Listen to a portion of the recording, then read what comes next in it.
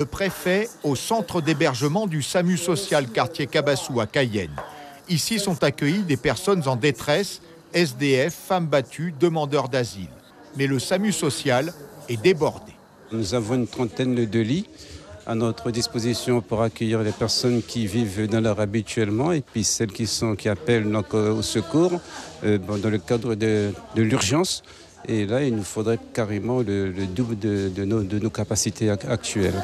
Dans ses vœux, le préfet annonce la construction d'un centre d'accueil des demandeurs d'asile dans le quartier.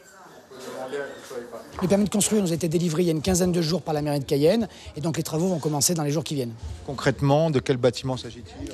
Alors c'est un bâtiment de quelques appartements de type modulaire avec une toiture, etc. De façon à ce que les gens soient rapidement accueillis, avant l'été en tout cas. Un centre de 28 logements dédiés aux demandeurs cadrant avec les critères de l'asile pour favoriser leur insertion. Le préfet se rend ensuite au SAMU et aux urgences de l'hôpital de Cayenne.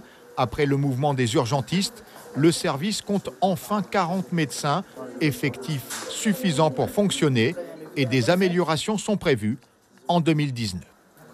C'est certainement une meilleure couverture au niveau des SMUR avec un peu plus d'équipes et surtout un accent mis sur la pédiatrie avec l'élargissement des horaires pour nos équipes pédiatriques.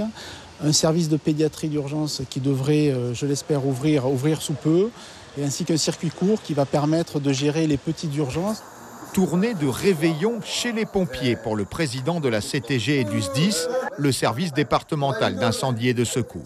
À Remire-Montjoly, il confirme la construction de nouvelles casernes en 2019.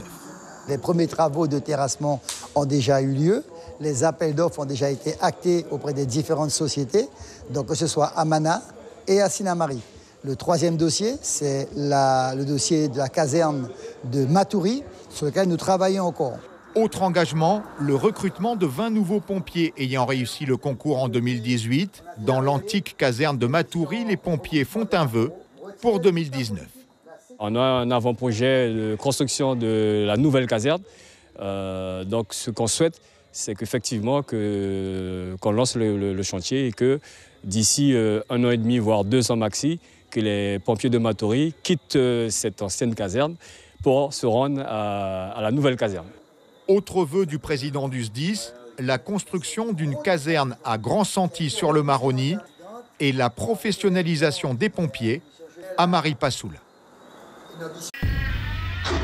Suivez l'info sur Guyana Première, télé, radio et internet.